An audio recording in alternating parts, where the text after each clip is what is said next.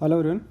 आज हम देखेंगे लेक्चर नंबर 7 और इसमें जो हम कवर करने वाले हैं वो है layout of hydro power plant. ठीक है, इसमें हाइड्रो पावर प्लांट के हम कंपोनेंट्स पढ़ेंगे, कौन कौन से मेजर कंपोनेंट्स होते हैं और उनका क्या क्या फंक्शन होता है और different efficiencies, hydraulic efficiency, mechanical efficiency, volumetric efficiency, ये सारी चीज़ें हम देखेंगे।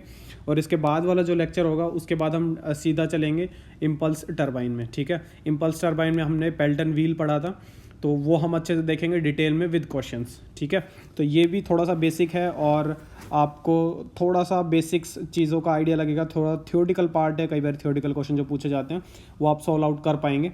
चलिए स्टार्ट करते हैं। ये आपका सबसे पहले ये जो पोर्शन है ये आपका रिजर्वायर है। ठीक है, और इसका जो हाइट होती है और फाइनली जब आपका टरबाइन का जो एकदम नीचे वाला पॉइंट होता है, ठीक है, इसके बाद वो रिवर में या कहीं और मिल जाएगा। ये वाला जो लेवल है, ठीक है, इस लेवल को टेल रेस लेवल बोलते हैं और इस लेवल को बोलते हैं हेड रेस लेवल। ठीक है, इन दोनों के बीच में जो गैप है, जो ये हेड है, ये आपका ग्रोस हेड कहलाता है। ठीक है, जो हेड रेस लेवल और टेल रेस लेवल के बीच का जो हाइट है वो आपका ग्रोस हेड है।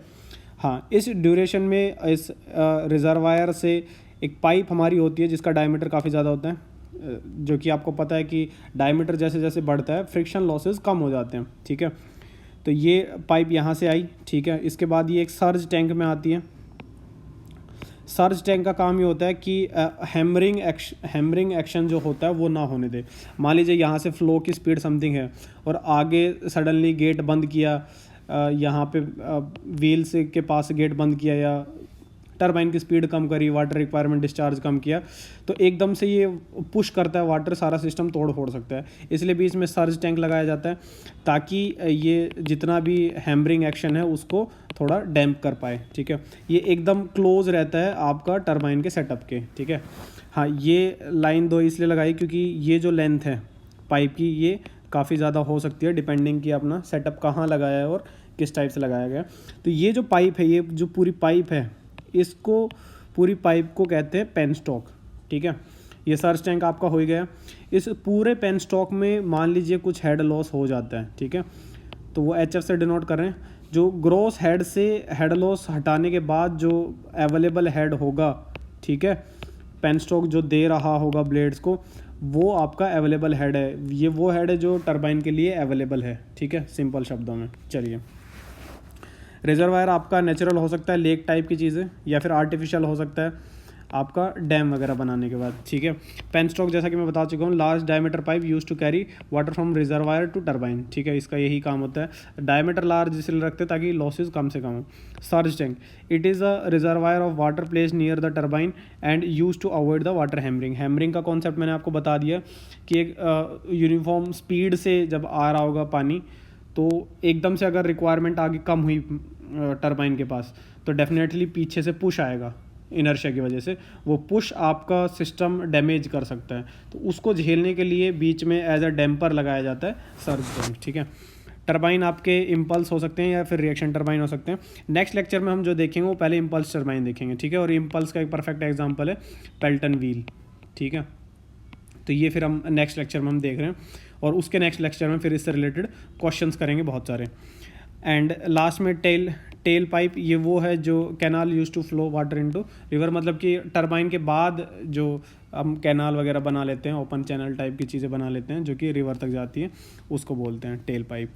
और जनरेटर, जब आपका रोटर घूमेगा तो उसकी शाफ्ट एक जनरेटर से कनेक्टेड होती है जो कि इलेक्ट्रिसिटी प्रोड्यूस करने के काम आती है। ठीक है, चलिए टाइप ऑफ हेड देख लेते हैं। ग्रोस हेड जो मैं बता चुका हूँ, HG से हम डिनोट करेंगे, और ये वो हेड है जो आपका head race and tail race level का डिफरेंस है। ठीक है, इसी को हम कहते हैं प्लांट की जो वर्किंग हेड है, वो भी यही कहलाता है। ठीक है, plant is working under this head. ठीक है, नेट हेड जो है वो आपका H से डिनोट होगा और वो एक्चुअल अवेलेबल हेड है लॉसेज हटाने के बाद। ठीक है, it is the head available with the water at the entry of the turbine के एंट्री पे, या फिर it is the head under which turbine is working. ठीक है, तो कंफ्यूज नहीं होना है। जो ग्रोस हेड है वो आपका है head under which plant is working, पूरा प्लांट, क्योंकि जो रिजर्वायर है वो भी प्लांट में ही काउंट हो जाता है। और जो नेट हेड है वो टरबाइन के लिए यूज़ हो रहा है। तो हमारे यूज़फुल ये रहेगा, हमारी कैलकुलेशन के लिए ये ज़्यादा इंपॉर्टेंट रहेगा हमेशा। चलिए, हाँ, हेड लॉस जो है आपका है, जो पेनस्टॉक में हो रहा है, उसके लिए इक्वेशंस आपको बता देता हूँ। आपने पहले फ्लूइड मैकेनिक्स में आपको पढ़ाया था FLV²/2GD। F आपका फ्रिक्शन फैक्टर है, L length of the penstock है, जितनी लेंथ के लिए फ्लो किया वाटर, V एवरेज वेलोसिटी है, ठीक है, V², 2G and D diameter है पाइप का, ठीक है। इसी को V को जब हम रिप्लेस करते हैं डिस्चार्ज एंड डायमीटर से, ठीक है, तो आपका फॉर्मूला ये निकल के आ जाता है। तो ये दोनों फॉर्मूला आप ऑलरेडी पढ़ चुके हैं। जो अवेलेबल हेड है वो सिंपली क्या होगा, जो ग्रोस हेड था, ठीक है, head race and tail race का डिफरेंस, एंड जो हेड लॉस हो गया, यही आपका हेड, इन दोनों का जो डिफरेंस आएगा वो आपके लिए अवेलेबल होगा टरबाइन पे, ठीक है। आप देखते हैं पावर वाटर पावर जो है या फिर हाइड्रोलिक पावर जो है वो आपका क्या होगा, मास फ्लो रेट इंटू जी इंटू अवेलेबल हेड, ठीक है। जितना हेड अवेलेबल हुआ, देखिए ये पेन स्टॉक है, ठीक है, यहाँ पे जो हेड अवेलेबल है वो आपका वाटर पावर कहलाएगा, ठीक है। इसके बाद ये आया और आपके रोटर पे स्ट्राइक करेगा, ठीक है, और रोटर के बाद रोटर किसी शाफ्ट से कनेक्टेड होगा, ठीक है। अब समझते जाएंगे आप। एंड डिस्चार्ज आपको पता है, ठीक है, डिस्चार्ज में तो कोई इशू नहीं। रोटर पावर जो है ये हमने कैलकुलेट करना सीखा था अभी पिछले लेक्चर में। रो क्यू डिस्चार्ज है, VW1 U1 plus VW2 U2, ये आपका व्हीरल वेलोसिटी एट इनलेट है, ठीक है, ये आपका ब्लेड वेलोसिटी एट इनलेट है, ये whirl velocity at outlet and blade velocity at outlet, ठीक है। ये हमारे आते हैं वेलोसिटी डायग्राम से। ये डिफरेंट टर्बाइन के लिए डिफरेंट हो सकते हैं। आगे जो हम टरबाइन पढ़ेंगे फॉर्मूला हम यही यूज़ करेंगे, बट टरबाइन के हिसाब से कुछ कंडीशंस चेंज होंगी तो इनकी वैल्यूज़ डिफरेंट होती चली जाएंगी, ठीक है। अब देखिए, रोटर पावर वो है जो अवेलेबल है रोटर पे, ठीक है, एंड शाफ्ट पावर, अब रोटर पे जो पावर है उसमें कुछ लॉसेज होंगे बियरिंग्स वगैरह के, इन सब के मिला के फाइनली जो शाफ्ट पे पावर मिली है वो आपकी शाफ्ट पावर कहलाती है, ठीक है। तो आपको समझा देता हूँ शाफ्ट पावर क्या होगी, rotor power minus mechanical losses. अब अगर एफिशिएंसीज की बात करें, वॉल्यूमेट्रिक एफिशिएंसी की बात करेंगे, तो discharge of water which is striking the runner पे जो स्ट्राइक कर रहा है, और discharge of water supplied by penstock. देखिए यहाँ से जितना पानी जाएगा, ठीक है, ज़रूरी नहीं सारा रोटर पे स्ट्राइक करे ही करे, तो जो फ्रैक्शन स्ट्राइक कर रहा है वही आपकी वॉल्यूमेट्रिक एफिशिएंसी है, ठीक है। हाइड्रोलिक एफिशिएंसी क्या होगी, रोटर पे जितनी पावर डेवलप हुई डिवाइडेड बाय जो हमने सप्लाई करी थी, वो हाइड्रोलिक एफिशिएंसी होगी।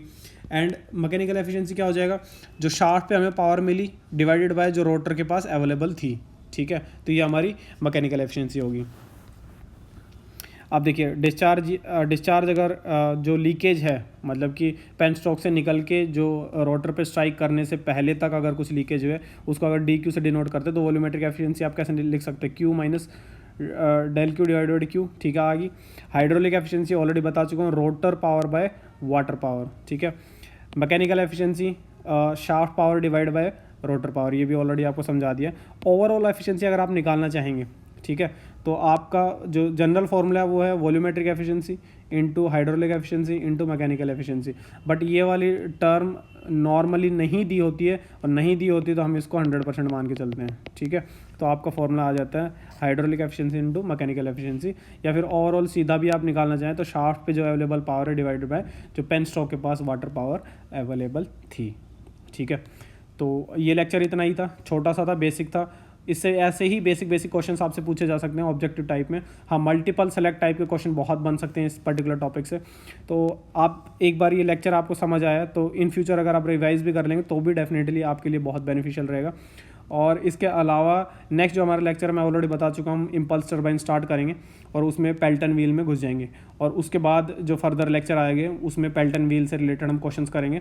प्रीवियस ईयर में कुछ क्वेश्चंस आए हुए हैं वो हम करेंगे, या फिर जो मेरे पास कुछ क्वेश्चंस का सेट है वो हम डिस्कस करेंगे। At the end of the this video lecture series मेरे हिसाब से आपको कहीं और से कुछ भी प्रैक्टिस करने की ज़रूरत नहीं पड़ेगी। जितना मैं क्वेश्चंस करवाऊंगा और जितना थियोरेटिकल मैं करवाऊंगा, सिर्फ उतना भी आप कर लेंगे तो डेफिनेटली ESC और गेट के एग्ज़ाम में आपके पेपर ऑब्जेक्टिव वाले जो क्वेश्चंस आएंगे वो नहीं रुकेंगे, वो डेफिनेटली आपके श्योरली बन जाएंगे, ठीक है। चीज़ें बेसिक होती है, हम सिर्फ ध्यान नहीं देते, या फिर हम ध्यान देते हैं, पढ़ते वक्त ध्यान देते हैं, बट क्वेश्चंस की प्रैक्टिस नहीं करते हैं, या फिर क्वेश्चन की प्रैक्टिस भी हमने कर ली फिर कभी सब्जेक्ट को रिवाइज ही नहीं किया, और सब्जेक्ट को रिवाइज भी कर लिया तो फिर हम शायद कभी टेस्ट सीरीज़ में उसको अटैम्प्ट ही नहीं करते हैं, टेस्ट सीरीज़ ही नहीं देते। तो ये कॉमन मिस्टेक है जो हम करते हैं।